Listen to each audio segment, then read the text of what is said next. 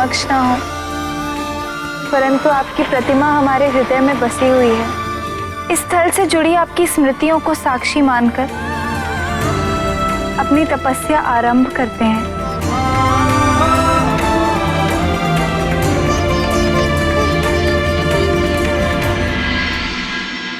पार्वती, तुम्हारी तपस्या के पश्चात ये स्थल हमारे तपाचार्य के लिए जाना जाएगा और समस्त भक्तजनों के लिए ये स्थान, ये पुण्य भूमि तीर्थ कहलाएगी।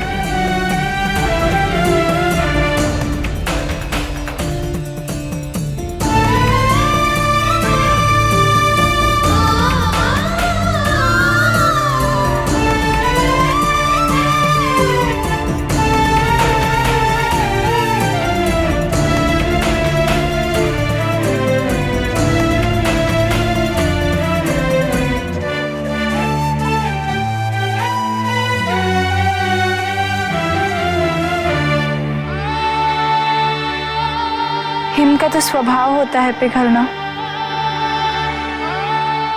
किंतु हमारे भगवान कब पिघलेंगे? न जाने कब हमें अपनाएंगे।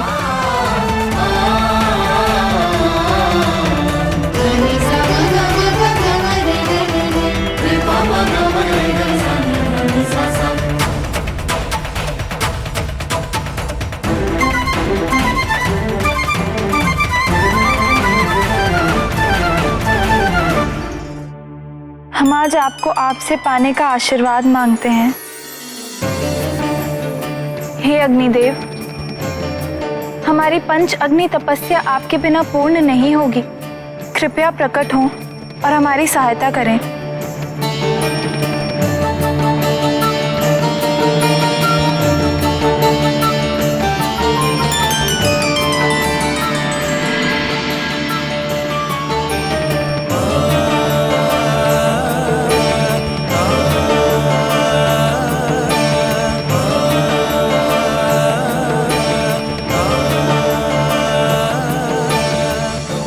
अब हमारी ये तपस्या आपको प्राप्त करने के बाद ही समाप्त होगी महादेव।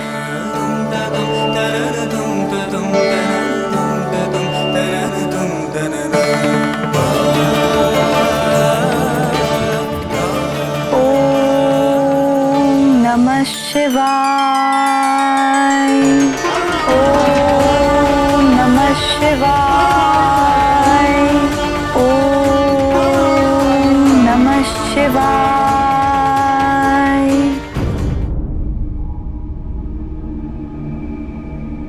प्रणाम प्रभु। प्रभु, माता पार्वती की साधना आरंभ हो चुकी है, किंतु आप उनसे दूर यहाँ क्यों आए हैं? गुरु को तो साधक के पास होना चाहिए। गुरु का कार्य साधक को साधना का मार्ग दिखाना होता है देवऋषि, जो मैंने पार्वती को दिखा दिया। अब पार्वती के साथ साथ मुझे अपनी साधना आरंभ करनी है। आपकी साधना? तात्पर्य?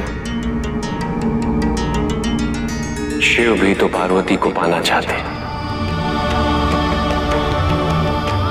और पाने के लिए साधना अनिवार्य है। जिस प्रकार शिष्य के मन में गुरु विद्यमान होता है, उसी प्रकार गुरु के मन में भी शिष्य का वास होता है। और जब दोनों की साधना का मिलन हो जाए तो उनके लक्ष्य की पूर्ति अवश्य संभव है।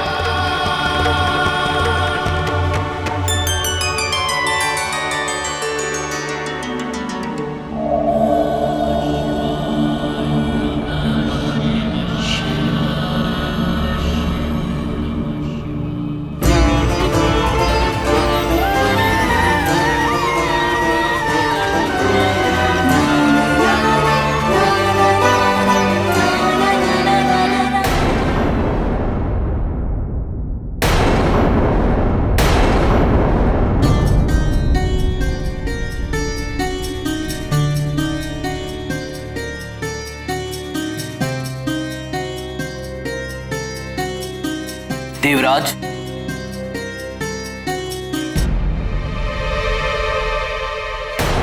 गुरु बृहस्पति के बिना हम सब दिशाहीन हो जाएंगे। कैसे कर पाएंगे ताड़कासुर का सामना? किस प्रकार से करेंगे स्वर्ग की रक्षा? हम सभी देवताओं के निवेदन पर विचार करके गुरु बृहस्पति क्या गुरु बृहस्पति ने हमें देवताओं का राजा बनाया था? क्या गुरु बृहस्पति ने हमें स्वर्ग का आधिपत्य सौंपा था? ये स्वर्ग हमारे नाम से जाना जाता है, हमारे नाम से। स्वर्ग का हित और स्वर्ग का उद्धार हमसे अधिक न कोई सोच सकता और ना ही कोई कर सकता है। और उस तारकासुर से भी स्वर्ग की रक्षा हम स्वयं करेंगे। ये मत भूलिए देवराज कि जब तक ताड़कासुर का वध नहीं हो जाता उसे कोई परास्त नहीं कर सकता। उसका नाश केवल महादेव और देवी पार्वती के पुत्र से ही संभव है। तो क्या करें? शिव और पार्वती के पुत्र के जन्म की प्रतीक्षा करें? हाथ पे हाथ रख के बैठे रहें? विजय पाने दें उन असुरों को इस स्वर्गलोक पे? ब्रह्मा, विष्णु, महेश, बृहस्पति, कब तक? मैं पूछता हूं, कब तक हम इनके अधीन रहेंगे? क्या हम इतने असहाय हैं कि हम अपनी रक्षा स्वयं नहीं कर सकते? नहीं, हम में किसी का भी भय नहीं। और उस तारकासुर से युद्ध की घोषणा सबसे पहले हम करेंगे। ये तो एक प्रकार की आत्महत्या होगी देवराज। पवन देव, जाइए और जाके तारकासुर से कहिए, यदि उसमें साहस है तो हमसे युद्ध करने के लिए तैयार हो जाए।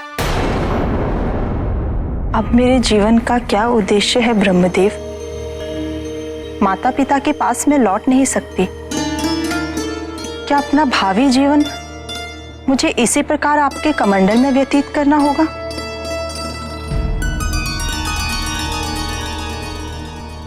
नहीं गंगा, तुम्हें अभी तो एक अत्यंत कल्याणकारी कार्य करना है। शिव द्वारा दिए गए वरदान की पूर्ति का समय आने वाला है। कोई है जो तुम्हें ढूंढ रहा है। शीघ्र ही तुम्हें अपना उद्देश्य ज्ञात हो जाएगा। युद्ध की चुनौती हम असुरों के साथ। कहीं तुम्हारे देवराज इंद्र ने अधिक सोमरस का सेवन तो नहीं कर लिया?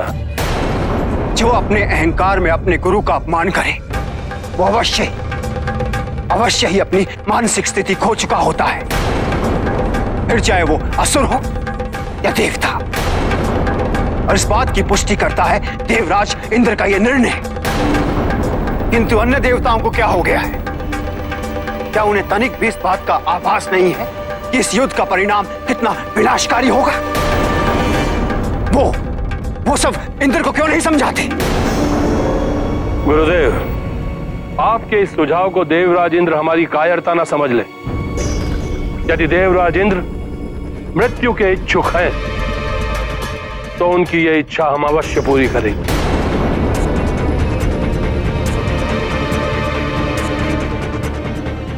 जाओ और जाकर अपने देवराज इंद्र से कह दो कि असुरों के खड़क देवताओं के रक्त से अपने प्यास बुझाने को आतुर है। जाओ। इस अवसर में हम और अधिक विलंब नहीं करेंगे। यदि इंद्र युद्ध चाहता है तो यही सही, परंतु आक्रमण हम करेंगे। बहुत बड़ा अनर्थ होने जा रहा है। दो राजाओं की महत्वाकांक्षाओं की पूर्ति के लिए यह युद्ध होगा, किंतु युगों युगों तक संसार के जीव जंतु इसका दुष्परिणाम भोगेंगे।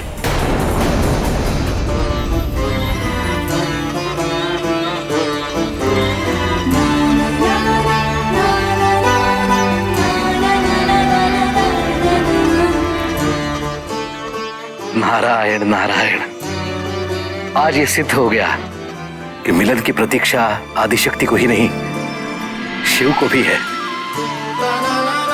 प्रेम के प्रतीक महादेव और माता पार्वती को मैं प्रणाम करता हूं।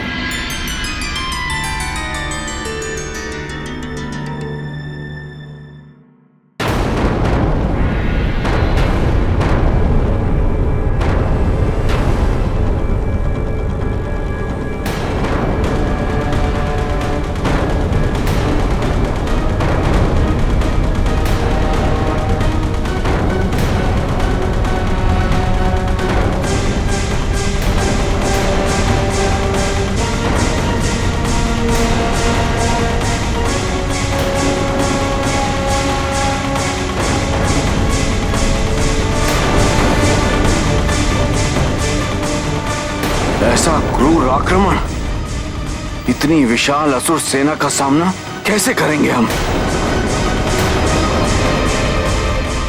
लगता है हमने इन्हें युद्ध के लिए चुनौती देकर बहुत बड़ी भूल कर दी। इससे पहले असुर हमें बंधक बना ले, हमें यहां से भाग जाना चाहिए।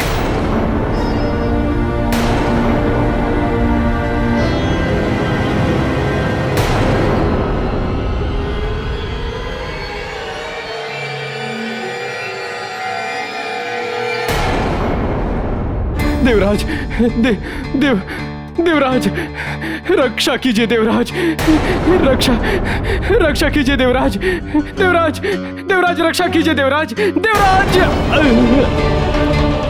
देवराज, देवराज, देवराज, देवराज, देवराज, देवराज, देवराज, देवराज इंद्र। ये देवराज कहां चले गए? बिना देवराज इंद्र के हम असुरों की सेना का सामना कैसे करेंगे?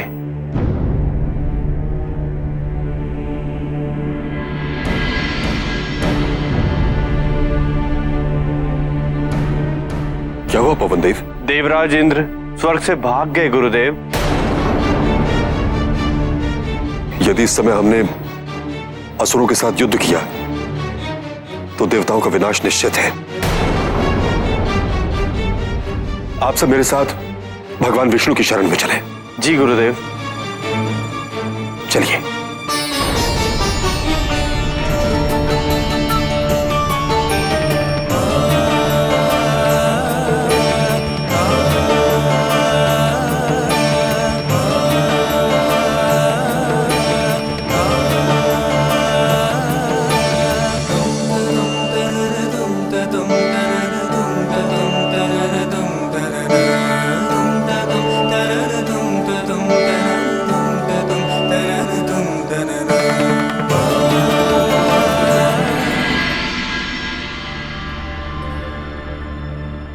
स्वामी निद्रा अवस्था में प्रवेश कर चुके हैं। इनको इनकी इच्छा के विरुद्ध जगाना असंभव है।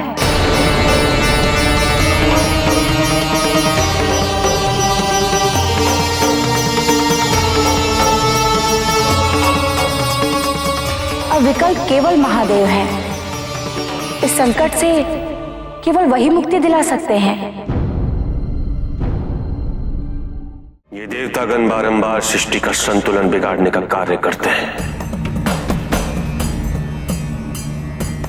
और फिर सहायता की अपेक्षा लेकर मेरे पास चले आते हैं। इंद्र के गलत निर्णय का भुगतान सारे ब्रह्मांड को भुगतना पड़ेगा।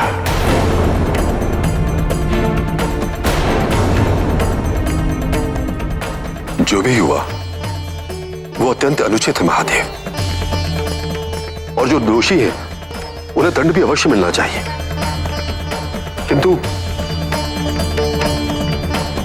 किंतु जो निर्दोष है उन्हें किस बात का दंड दिया जा रहा है? कोई ना कोई उपाय तो अवश्य निकालना होगा महादेव, शीघ्र अतिशीघ्र निकालना होगा। विष्णुदेव तो निद्रा अवस्था में प्रवेश कर चुके हैं। अब ऐसे में विकल्प केवल आप ही बता सकते हैं देवादिदेव। अब केवल पुरुषार्थ ही उपाय हो सकता है। देवताओं को कर्म का पथ सिखाना होगा और ये पथ सिखाएगा एक मनुष्य।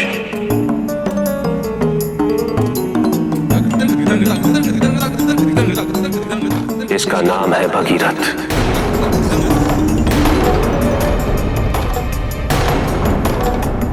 भगीरथ?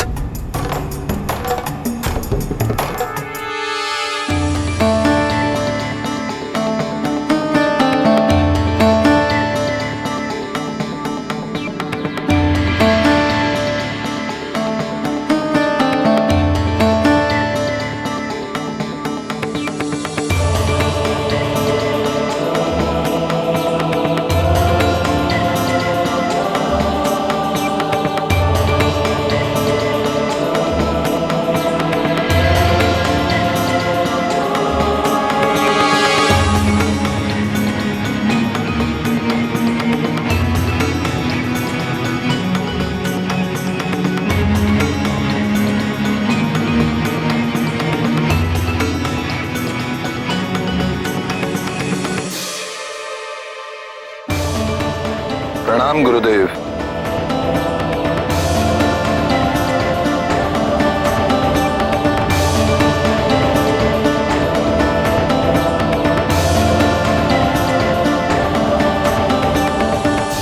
गुरुदेव, मैं अपने पूर्वजों की मुक्ति के लिए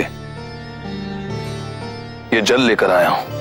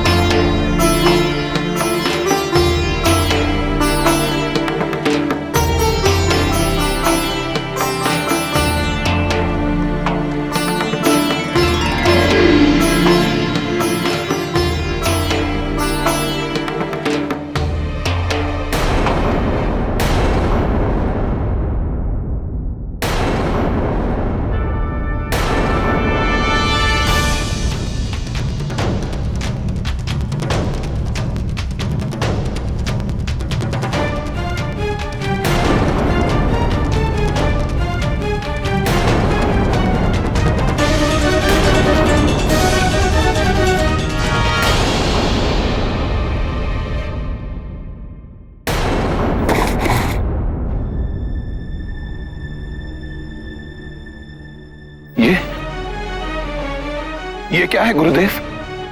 गुरुदेव, अब तो मुझे भी कोई उपाय नहीं सूझ रहा है। ये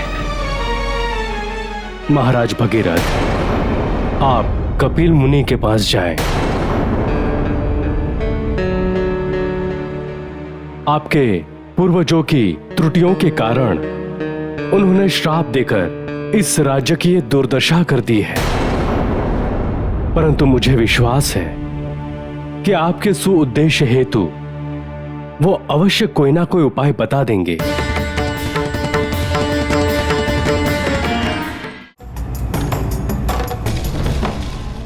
ये भगीरथ कौन है महादेव? सगर का वंशज भगीरथ, जो अपने पूर्वजों के तर्पण हेतु पवित्र जल ढूंढ रहा है। सगर के समय लोगों ने जल और पर्यावरण के महत्व को नहीं समझा, उसका दुरुपयोग किया। परिणाम कपिल ऋषि के श्रापवश सगर के पुत्रों का अंत और सगर क्षेत्र में अकाल और सूखा। गुरुदेव, मैंने भिन्न भिन्न क्षेत्रों से जल की प्राप्ति की है ताकि मेरे पूर्वजों को मुक्ति मिल सके, पर हमारा हर एक प्रयास आज तक विफल रहा है। मेरा प्रश्न यह है गुरुदेव, क्या इस पृथ्वी लोक पर ऐसा जल नहीं है जिससे मेरे पूर्वजों को मुक्ति मिल सके, जिससे मेरे राज्य, मेरी प्रजा को इस दुर्दशा से मुक्ति मिल सके? भगीरथ अपने पूर्वजों द्वारा किए गए दुष्कर्म का प्रायश्चित करना चाहता है और साथ ही साथ पूरी मानवता का कल्याण भी। भगीरथ अपने साथ ऐसी समाधान लाएंगे जिसकी प्रतीक्षा अंतकाल से पूरे ब्रह्मांड को थी, और उनका यह प्रयास एक अनुकरणीय उदाहरण माना जाए। अनंत शिव